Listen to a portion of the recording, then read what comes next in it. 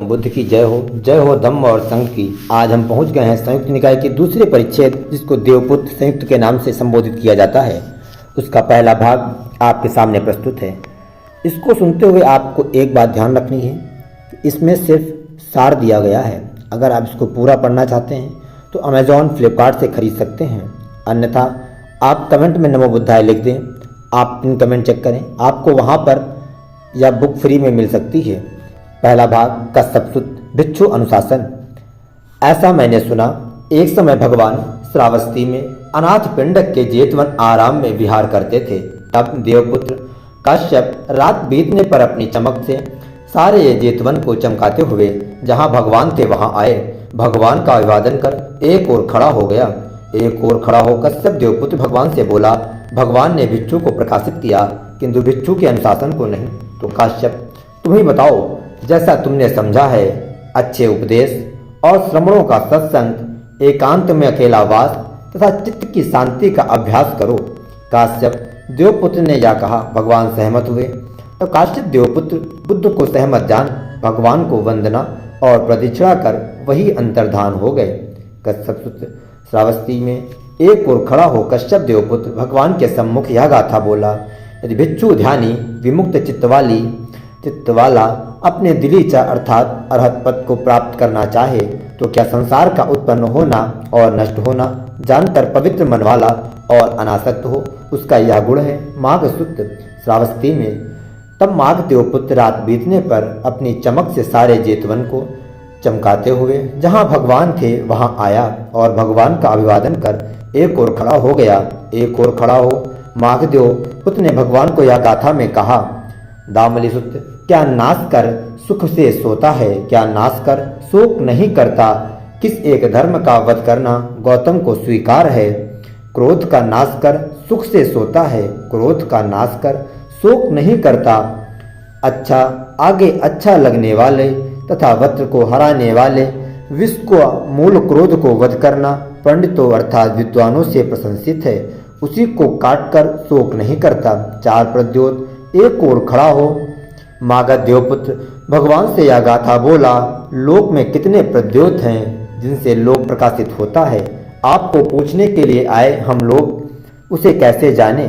भगवान ने कहा, लोक में चार प्रद्योत हैं, पांचवा कोई भी नहीं। दिन में सूरज तपता है, रात में चांद शोभता है और आग तो 3 दिन रात वहाँ प्रकाश देती है। संबुद्ध तपने वालों में श्रेष्ठ है, उनका तेज अलौकिक होता है।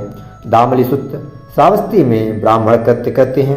श्रावस्ती में तब दामली देवपुत्र रात बीतने पर अपनी चमक से सारे जेतवन को चमका जहाँ भगवान थे वहाँ आया और भगवान का अभिवादन कर एक ओर खड़ा हो गया। एक ओर खड़ा हो दामली देवपुत्र भगवान के सम्मुख यह गाथा बोला, यहाँ अथक परिश्रम से ब्राह्मण को अभ्यास करना चाहिए। कामों का पूर्व प्रहार करने से फिर जन्म ग्रहण नहीं होता।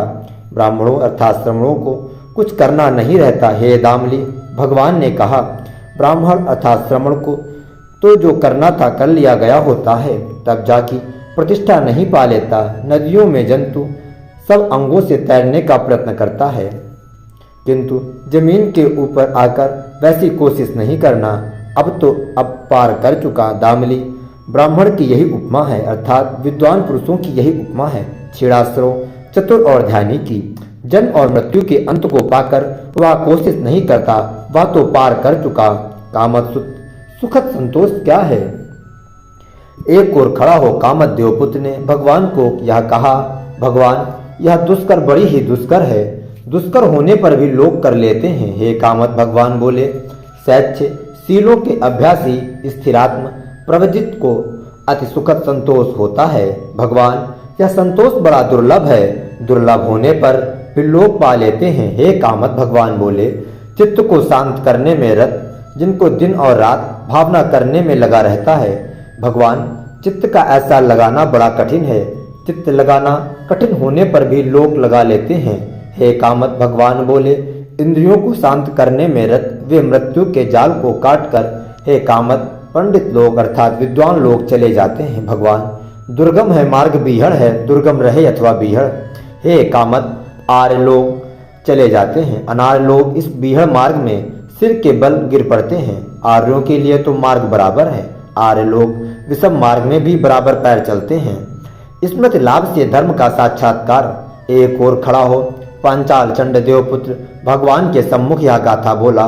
ध्यान प्राप्त ज्ञानी अर्थात ध्यान प्राप्त ज्ञानी निरंकार श्रेष्ठ मुनि तंग में भी जगह निकाल लेते हैं। हे पांचाल चंड भगवान बोले, जिनने स्मृति का लाभ कर लिया वे अच्छी तरह समाहित हो निर्वाण की प्राप्ति के लिए धर्म का साक्षात्कार कर लेते हैं। तायन सुत शिथिलता न करें। तब आयन देवपुत्र जो पहले जन्म में एक तीर्थंकर था, रात बीतने पर अपनी चमक से सारे जेतवन को चमकाते हुए जहाँ भगवान थे वहाँ आया और भगवान का अभिवादन कर एक ओर खड़ा हो गया।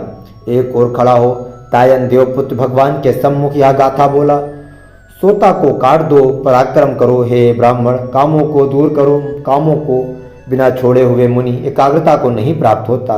यदि करना है तो करना चाहिए, उसमें दृढ़ पराक्रम करें। जो प्रवजित अपने उद्देश्य में शिथिल है और भी अधिक मैल चढ़ा लेता है, और एकदम नहीं करना बुरी तरह करने से अच्छा है। बुरी तरह करने से पीछे अनुताप होता है। करे तो अच्छी तरह ही करना अच्छा है, जिसके करने पर पछतावा नहीं होता है। अच्छी तरह न पकड़ा गया कुछ जैसे हाथों को ही काट लेता है, वैसे ही शिथिलता से ग्रहण किया गया श्रवण भाव नरक को ही ले जाने वाला होता है। जो कुछ शिथिल काम है, जो व्रत संकृष्ट है, झूठा जो ब्रह्मचर्य है, वह अच्छा फल नहीं देता। तापन देवपुत्र ने यह कहा, यह कह भगवान को प्रणाम और प्रतीक्षा कर वहीं अंतर्धान हो गया। तब रात बीतने पर भगवान ने भिक्षुओं को आमंत्रित किया। भिक्षुओं, इस रात को तायन देवपुत्र जो पहले जन्म में एक तीर्थंकर था, मेरा अभिवादन कर एक ओर खड़ा हो गया। एक ओर खड़ा हो तायन देवपुत्र मेरे सम्मुख यह गाथा बोला। सोता को काट दो, वही जो गाथा मैंने आपको पहले सुनाई। भिक्षुओं, तायन देवपुत्र ने यह कहा, यह कह मुझे प्रणाम और प्रतीक्षा कर वही अंतर्धान हो गया। भिक्षुओं, तायन की गाथाओं को सीखो, उन्हें अभ्यास करो। भिक्षुओं, तायन की गाथाएं बड़ी सच्ची और ब्रह्मचर्य की पहली बातें हैं। चंद्रम सुत चंद्र ग्रहण श्रावस्ती में उस समय चंद्रमा देवपुत्र असुरेंद्र राहु से पकड़ लिया गया था। तब चंद्रमा देवपुत्र भगवान को स्मरण करते हुए उस समय यह गाथा बोला। महावीर बुद्ध, आपको नमस्कार है। आप सभी प्रकार से विमुक्त हैं। मैं भारी विपत्ति में पड़ा हूँ, तो मुझे आप अपनी शरण दे।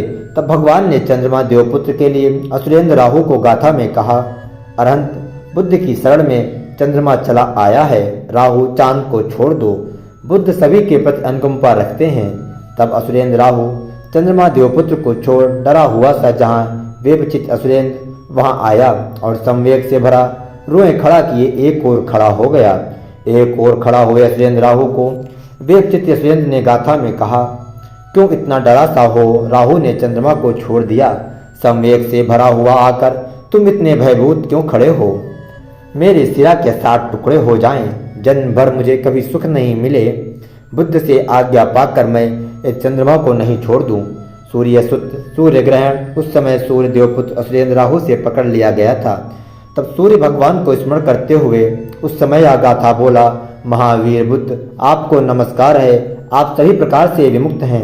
मैं भारी विपत्ति में आ पड़ा हूँ, सो मुझे आप अपनी शरण दे।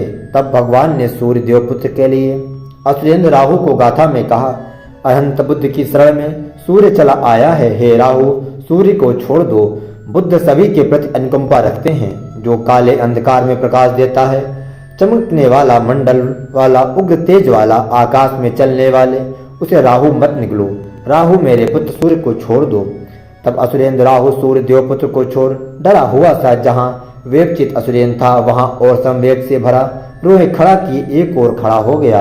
एक ओर खड़ा असुरेंद्र राहु को वेपचित असुरेंद्र ने गाथा में कहा, क्यों इतना डरा सा हो? राहु ने सूर्य को छोड़ दिया। संवेग से भरा हुआ आकर तुम इतने भयभीत क्यों खड़े हो?